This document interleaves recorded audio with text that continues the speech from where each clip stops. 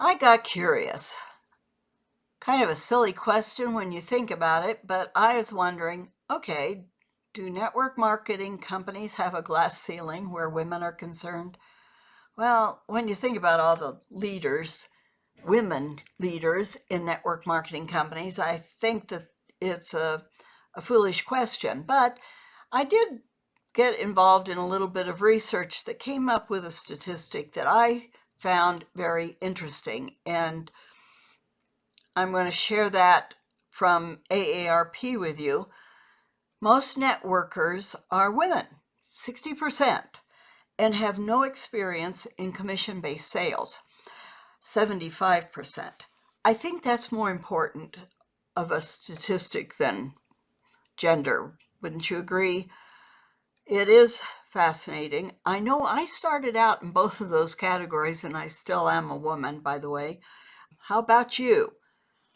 Did you have commission-based experience primarily? Because the majority of women network marketers are, let me say that, because the majority of networkers are women, it really is no surprise that many are leaders. And because of that, I'm sharing tips for women networking leaders, how to become one especially. Let me introduce myself. If we haven't met, I'm Connie Suarez. I am a network marketing mentor. I am passionate about helping hardworking network marketers help their team cross stage. That passion comes out of years of working the old school strategies that I hated, and I suppose that my team hated, or at least didn't sense my full commitment to them, because they struggled even more than I did. And I started looking for a better way. And I found a better way. And then I thought, I want to find a way to deliver this better way to hardworking network marketers in a way that they can use to grow their teams and to see their teams cross stage. And that's what I do here. I provide tips and training that I've learned that are working for me, that are a much better fit for who I am. No more of the old school strategy that just wasn't a good fit. So let's dive in to 11 tips on becoming a leader in network marketing. You know, this is for women, but guys, welcome if you're here. This will work for you too. Embrace your role as a leader. Here's the truth. If you signed up with a network marketing company with the purpose of building a team, you signed up for a role as a leader. If all you did when signing up was intend to encourage your friend, your family member, or if you were interested in a great product at a discount, then maybe not so much. But if you had the idea, if you caught the vision of the compensation plan that your company offers, and you started out to build a team, you signed up as a leader. So embrace that role. And here are the things that you can do to become that leader, to grow as that leader. Set clear goals. Know where you are, know where each one on your team is, know where you want to go and where they want to go. You know, it'll be a different journey for each one of you, but there are some basics that all of you need to do to grow, to get from where you're at to that lofty goal of where you want to be. And you need to be able to create for people a roadmap to get from point A to point B. And you can facilitate that best by leading by example. Be a role model for your team. Let them see if they need to do 2 invites a day every day, then let them see that. Let them see you doing 2 invites a day. Let them hear about your invites. A team I was a part of, after a big event with lots of motivation and training, we'd have a last meeting before we all went back home.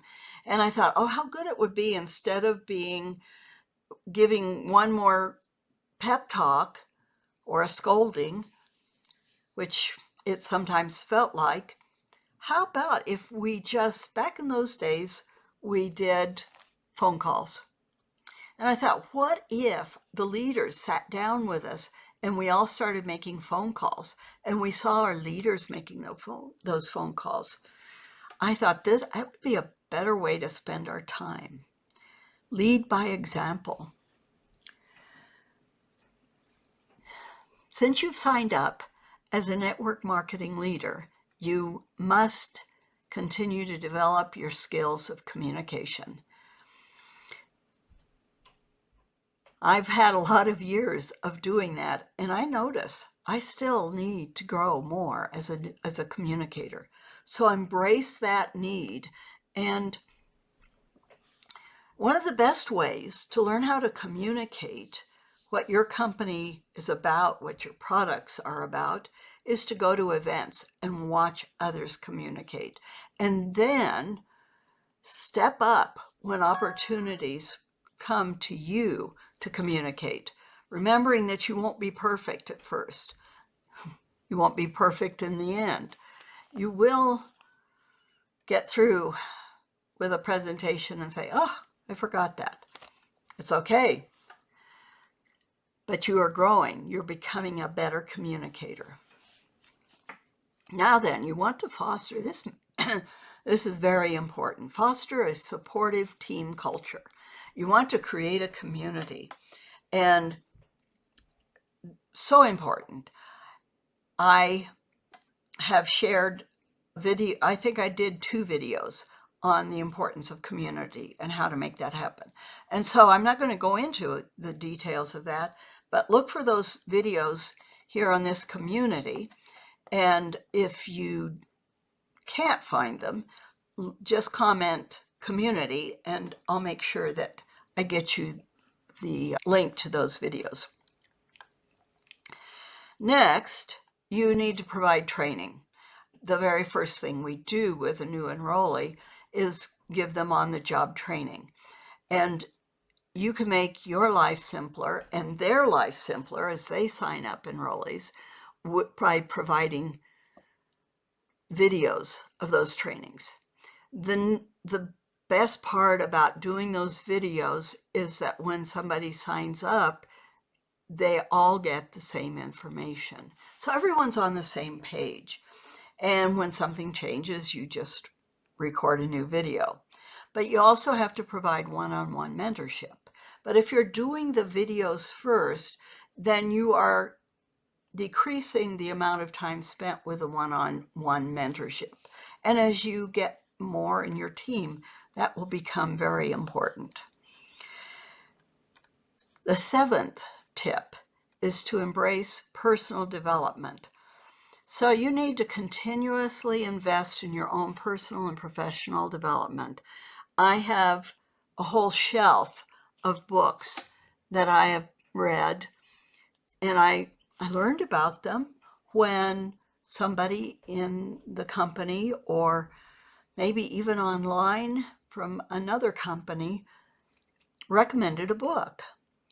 And if you don't have a good idea, just put on your Facebook page, your social media page, whatever platform you're on, and ask people, what is the best personal development tool for me as a network marketer? I feel like I'm kind of intermediate and I want to grow.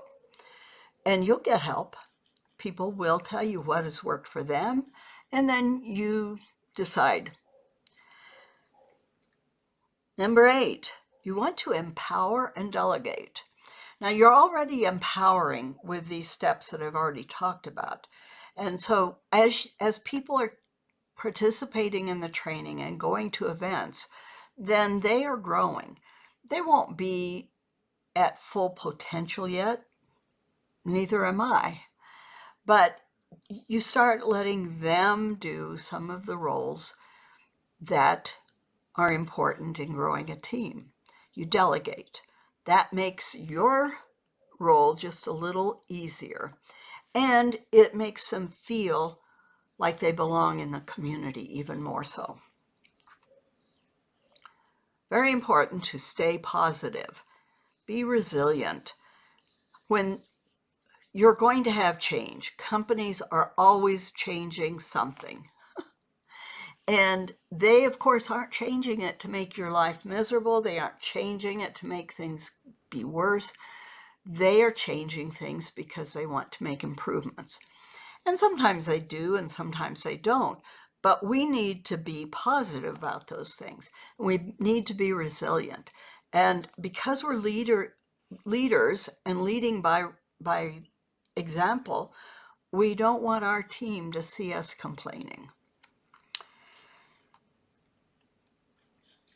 We need to foster strong relationships. Very important. I got this email from Inc. magazine. I get that in my inbox every day. And they have lots of good ideas and articles. And from the headline, I pick and choose. I don't read everything.